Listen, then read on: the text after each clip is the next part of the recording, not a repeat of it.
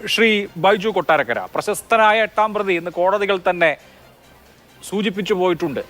ഇവിടെ ഇപ്പോൾ ശ്രീ സജി നന്ദിയാട്ട് ഉയർത്തിയ ഒരു പ്രധാനപ്പെട്ട ചോദ്യം പൾസർ സുനി പുറത്തു വരുന്നത് കൊണ്ട് ആർക്കാണ് നേട്ടം എന്നുള്ളതാണ്. പൾസർ സുനിക്ക് വേണ്ടി ആരോ പൈസ ഇറക്കിയിട്ടുണ്ട്. അങ്ങനെയാണ് വലിയ അഭിഭാഷകർ നിരന്തരമായി കോടതികളെ സമീപിച്ചതും ഏറ്റവും ഒടുവിൽ സുപ്രീം കോടതിയിൽ നിന്ന് ജാമ്യം സമ്പാദിച്ചിരിക്കുന്നതും. അത് ആരുടെ താല്പര്യത്തിന് വേണ്ടി എന്നുള്ളതാണ് ചോദ്യം. അത് ദിലീപിന് വേണ്ടിയല്ല എന്ന് സജി ഉറപ്പിച്ചു പറയുന്നു. സുനി പുറത്തിറങ്ങുന്നത് കൊണ്ട് എന്ത് ഗുണമാണ് ദിലീപിന് എന്ന് ചോദിക്കുന്നു. പിന്നെ ആർക്ക് വേണ്ടിയാണ് സുനി പുറത്തു വരുമ്പോൾ ആർക്കാണ് ഗുണം?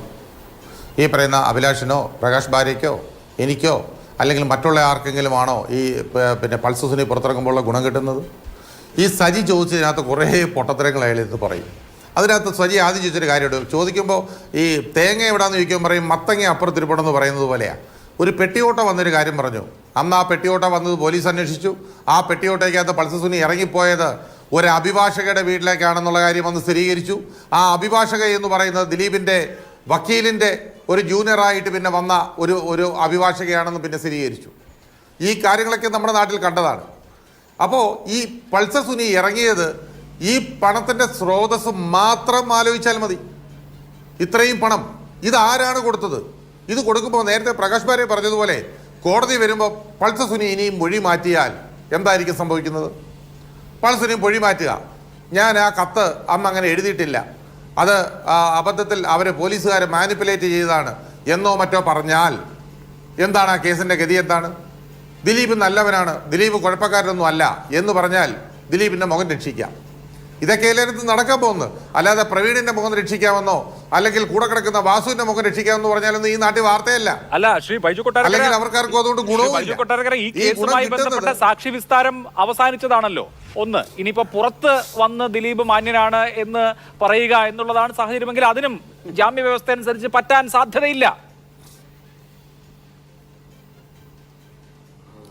അല്ല, അതായത് അഭിലാഷേ, ഇതിനകത്ത് രാമൻ പിള്ളയെ പോലൊരു വക്കീലാണ് ദിലീപിൻ്റെ കേസ് നോക്കുന്നുണ്ടെങ്കിൽ എന്തെങ്കിലും ഒരു പോംവഴി കണ്ടിരിക്കും ഇയാളുടെ ജാമ്യത്തിൽ ഇയാൾ ഇറങ്ങിയതിന്. അതിന് യാതൊരു സംശയവുമില്ല. അത് നിയമം അത്രത്തോളം എനിക്കറിയാത്തത് കൊണ്ട് ഞാൻ അതിലേക്കൊന്നും കിടക്കുന്നില്ല. കാരണം നിയമം അറിയാവുന്ന ആൾക്കാർ ഒരുപാട് പേര് ഈ നാട്ടിലുണ്ട്. പൾസർ സുനി ഇറങ്ങുമ്പോൾ ഈ കേസിനെ ഇനി ഏതെല്ലാം രീതിയിൽ സ്വാധീനിക്കാം, എങ്ങനെയാണ് എട്ടാം പ്രതിയുടെ മുഖം രക്ഷിക്കാൻ വേണ്ടി അയാൾ ഇടപെടാൻ പോകുന്നത് എന്നുള്ള കാര്യങ്ങളൊക്കെ ഇനി വരും ദിവസങ്ങൾ നമുക്ക് കാണാന്നേ. എന്തായാലും ഇയാൾ ഇറങ്ങിയില്ലേ ദിവസങ്ങൾക്കുള്ളിൽ. നേരത്തെ പ്രകാശ് ബാരെ പറഞ്ഞ ഒരു കാര്യം പറയാം. ഒന്നുകിൽ പൾസർ സുനിയെ ഇല്ലാണ്ടാക്കാൻ വേണ്ടി ഇവർ ശ്രമിക്കും. ഇനി അതുമില്ലെങ്കിൽ ചിലപ്പോൾ അവസാനം ഈ മൊഴി പറയാൻ പ്രതിയോട് ചോദിക്കുന്ന കാര്യങ്ങൾ ചിലപ്പോൾ പറയാനായിട്ട് ഈ പൾസർ സുനി ഭൂലോകത്ത് ജീവിച്ചിരിപ്പുണ്ടെന്ന് പോലും അറിയില്ല ആ സമയമാകുമ്പോഴേക്കും. അങ്ങനെ വരെ സംഭവിക്കാൻ സാധ്യതയുണ്ട്. കാരണം അത്രയും പ്രബലരാണ് ഓപ്പോസിറ്റ് നിൽക്കുന്ന ആളുകൾ. ഇനി അതല്ല എങ്കിൽ അയാൾക്ക് പണം കൊടുത്ത് അയാളെ വശീകരിച്ച് അയാളെ കൊണ്ടുവന്നാൽ തീർച്ചയായും അയാൾ എന്തെങ്കിലും മൊഴി അതിൽ മാറ്റി ഇതിനകത്തൊരു മാനിപ്പുലേഷൻ നടത്താനുള്ള സാധ്യത 101% കൂടുതലാണ്. ദിലീപിന് ജാമ്യം കിട്ടിയപ്പോൾ ഓർമ്മയുണ്ടോ അഭിലാഷ്? ദിലീപിന് ജാമ്യം കിട്ടിയപ്പോൾ സംഭവിച്ചത് എന്താ? ദിലീപ് എന്ന് ജാമ്യം കിട്ടി പുറത്തിറങ്ങിയോ അതിനുശേഷമല്ലേ 21 സാക്ഷികൾ ഹോസ്റ്റലായി പോയത്? നടൻ സിദ്ദിഖ്, ഇടവേള ബാബു, ബിന്ദു പണിക്കര്, ബാമ, അങ്ങനെ എത്ര പേർ? 21 പേർ. അന്ന് മൊഴി മാറ്റിയ ഒരാൾ വീണ്ടും മൊഴി മാറ്റി തിരിച്ചു പറഞ്ഞു. സാഗർ എന്ന പേരുള്ളയാൾ ആലപ്പുഴയിൽ, അറിയാമല്ലോ, 8 ലക്ഷം രൂപ കൊടുക്കാം എന്ന് പറഞ്ഞ് അയാളെ കൊണ്ട് മൊഴി മാറ്റിച്ചു. മൊഴി മാറ്റിച്ച് അയാൾക്ക് കാശ് കൊടുക്കാതിരുന്നപ്പോൾ അയാൾ തിരുത്തി പറഞ്ഞു. അതേപോലെ കോടതിയിലേക്ക് ഒരിക്കൽ കയറാൻ വന്ന ഒരു യൂണിറ്റിലെ ഒരാളെ, കോട്ടയത്തുള്ള അച്ഛൻ എന്ന് വിളിക്കുന്ന ഒരാളെ, ആ മനുഷ്യനെ മൊഴി പറയാൻ, അതായത് ദിലീപിൻ്റെ ലൊക്കേഷനിൽ പൾസർ സുനി ഉണ്ട് എന്ന പോലീസിന് മൊഴി കൊടുത്തയാളാണ്. ആ മൊഴി കൊടുത്തയാൾ കോടതിയിലേക്ക് സാക്ഷി പറയാൻ വേണ്ടി വന്നപ്പോൾ കോടതിയിൽ നിന്ന് അയാളെ തട്ടിക്കൊണ്ടുപോയ സംഭവം നമ്മുടെ നാട്ടിലുണ്ടായില്ലേ? എന്നിട്ട് അതിനെക്കുറിച്ച് എന്തായി അന്വേഷണം? അപ്പോൾ എത്ര കർശന വ്യവസ്ഥകളുണ്ടെങ്കിലും ശരി, ഇത് ചെയ്യേണ്ട കാര്യങ്ങൾ ഇവർ ചെയ്യും. ദിലീപ് ഇറങ്ങിയപ്പോഴും ദിലീപിനും കർശന വ്യവസ്ഥകൾ ഉണ്ടായിരുന്നല്ലോ.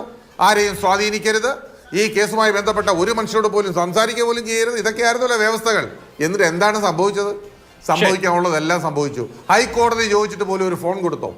ഇല്ലല്ലോ.